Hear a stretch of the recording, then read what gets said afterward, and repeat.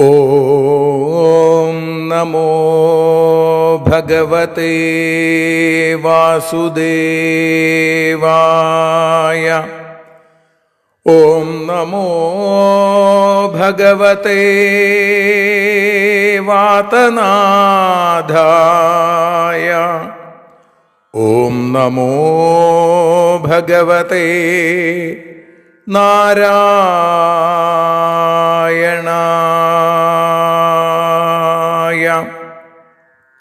ഏവർക്കും നാരായണീയ മധുരം ആസ്വദിക്കാൻ ഒരിക്കൽ കൂടി സ്വാഗതം.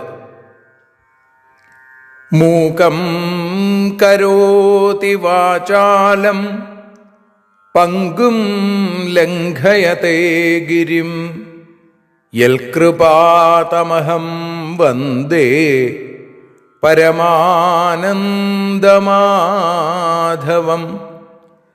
അഖിലാനപരാധാന്മേ ക്ഷമസ്വ കരുണാനിധേ പ്രസീദ മൽഗുരോ നാഥ ജനകായ നമോ നമഃ. അഖിലാനപരാധാന്മേ ക്ഷമസ്വ കരുണാംബുധേ പ്രസീദ മൽപ്രിയേ നാഥേ മാതൃരൂപേ നമോസ്തുതേ. സദാശിവസമാരംഭാം ശങ്കരാചാര്യമധ്യമാം അസ്മദാചാര്യപര്യന്താം വന്ദേ ഗുരുപരമ്പരാം.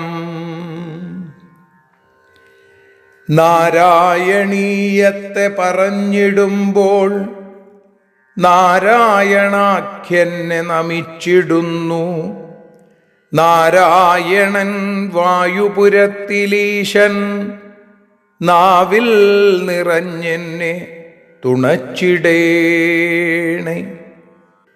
മോക്ഷക്കടൽ ഭാഗവതം പ്രസിദ്ധം മെല്ലെ കടഞ്ഞു നവനീതമഹോ ലഭിച്ചു. മന്നിൽ നരന്നു ഹരിഭക്തി ലഭിക്കുവാനായി മേൽപുത്തൂരേക്ക് സദയം ശുഭ സ്തോത്രകാവ്യം.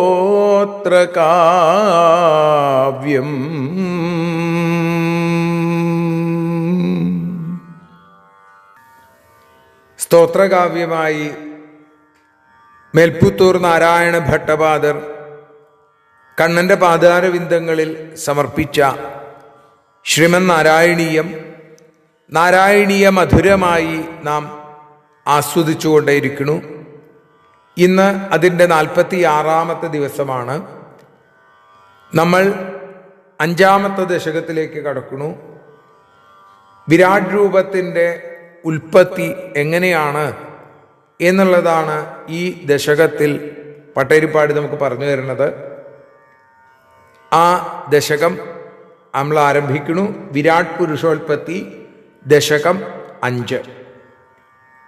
വ്യക്താവ്യക്തമിദം ന കിഞ്ചിദഭവൽ പ്രാകൃത പ്രക്ഷയേ മായായാം ഗുണസാമ്യരുദ്ധ വികൃതൗ ത്വയ്യാഗതായാം ലയം. നോ മൃത്യുശ്ച തദാമൃതം ച സമഭൂന്നാഹ്നോ നരാത്രേ സ്ഥിതി തത്രൈകസ്ത്വമശിഷ്യധാ കില പരാനന്ദപ്രകാശാത്മനാ. പ്രാകൃതപ്രക്ഷയേ പണ്ട് പ്രാകൃതപ്രക്ഷയെ ആ മഹാപ്രളയത്തിങ്കൽ, അതായത് മഹാപ്രളയത്തിങ്കൽ മായായാം ഗുണസാമ്യരുദ്ധ വികൃതവും ത്വയി ലയം ആഗതായാം വ്യക്താവ്യക്തം ഇദം കിഞ്ചിത് നാഭവൽ തദാ മൃത്യു ച അമൃതം ച നോ സമഭൂൽ അന്ഹ സ്ഥിതി ന രാത്രേ ന തത്ര ത്വം പരാനന്ദപ്രകാശാത്മന ഏക അശിഷ്യത കില. പ്രാക് പ്രാകൃത പ്രക്ഷയെ മഹാപ്രളയത്തിങ്കൽ മായായാം ഗുണസാമ്യരുദ്ധ വികൃതവും, മായ അതിൻ്റെ ഗുണസാമ്യത്താൽ തടുക്കപ്പെട്ട വികാരമുള്ളതായി മാറിയിട്ട് ത്വയി ലയം ആഗതായാം, അങ്ങയിൽ ലയത്തെ പ്രാപിച്ചതായി തീർന്നപ്പോൾ വ്യക്താവ്യക്തം ഇതം, സ്ഥൂലമായും സൂക്ഷ്മമായും വ്യക്തമായും അവ്യക്തമായും ഉള്ള ഇതം കിഞ്ചിത് നാഭവൽ, ഈ പ്രപഞ്ചം ഒട്ടും തന്നെ ഉണ്ടായിരുന്നില്ല. പിന്നെയോ തഥാ മൃത്യു ച അമൃതം ച നോ സമഭൂൽ, അക്കാലത്ത് മൃത്യു ഉണ്ടായില്ല, സംസാരം ഉണ്ടായില്ല, അമൃതം മോക്ഷവും ഉണ്ടായിരുന്നില്ല. അന്നഹ സ്ഥിതി ന, പകലിൻ്റെ സ്ഥിതിയില്ല, അതേപോലെ തന്നെ ന രാത്രി സ്ഥിതി, അല്ലെങ്കിൽ സ്ഥിതി അവിടെ അന്തർലീനമായിട്ടിരിക്കുകയാണ്, രാത്രിയുടെ സ്ഥിതിയും ഇല്ല. ന തത്ര ത്വം, അപ്പോൾ ദിനരാത്രങ്ങൾ ഇല്ല എന്നർത്ഥം. ആ സന്ദർഭത്തിൽ അവിടുന്ന് ആ പരമാനന്ദ സ്വരൂപനായി മാറി. കില പരാനന്ദ പ്രകാശാത്മന, അങ്ങനെ അവിടുന്ന് പരമാനന്ദ സ്വരൂപനായി പ്രകാശസ്വരൂപനായി ഏകഹ അശിഷ്യത കില, അവിടുന്ന് മാത്രം ഒറ്റയ്ക്ക് അവിടുന്ന് നിന്നു എന്നാണ്.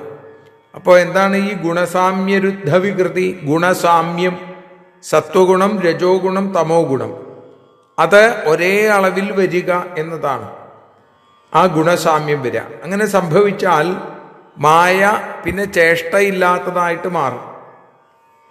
അപ്പൊ ഇവിടെ അങ്ങനെയല്ല, മായ ഗുണസാമ്യം കൊണ്ട് തടുക്കപ്പെട്ട വികാരമുള്ളതായി മാറി അങ്ങയിൽ ലയിച്ചപ്പോ, അപ്പോൾ എന്തായി? മായയ്ക്ക് ചേഷ്ടയില്ലാതെയായി എന്ന് ചുരുക്കം. ഒരിക്കൽ കൂടി ശ്ലോകം ചൊല്ലാം, അതിനുശേഷം ശ്രീഹരിയ പരിഭാഷ. വ്യക്താവ്യക്തമിദം ന കിഞ്ചിദഭവൽ പ്രാക് പ്രാകൃത പ്രക്ഷയേ മായായാം ഗുണസാമ്യരുദ്ധ വികൃതൗ ത്വയ്യാഗതായാം ലയം നോ മൃത്യുശ്ച തദാമൃതം ച സമഭൂന്നാഹ്നോ ന രാത്രേ സ്ഥിതി തത്രൈകസ്ത്വമശിഷ്യഥാ കില പരാനന്ദ പ്രകാശാത്മനാ. ശ്രീഹരിയും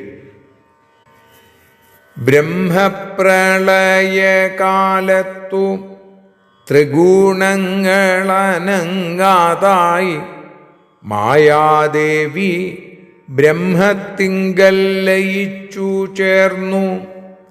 മൃത്യുവില്ല, മോക്ഷമില്ല, രാത്രിയില്ല, പകലില്ല, ചിദാനന്ദസ്വരൂപമായി ഭഗവാൻ മാത്രം.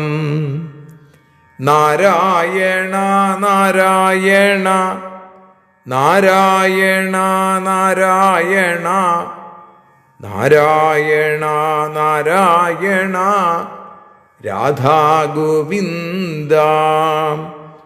നാരായണ നാരായണ നാരായണ നാരായണ നാരായണ നാരായണ രാധാ ഗോവിന്ദ. നാരായണ നാരായണ രാധാ ഗോവിന്ദ. സർവത്ര നാരായണ നാമ സങ്കീർത്തനം. നാരായണ നാരായണ.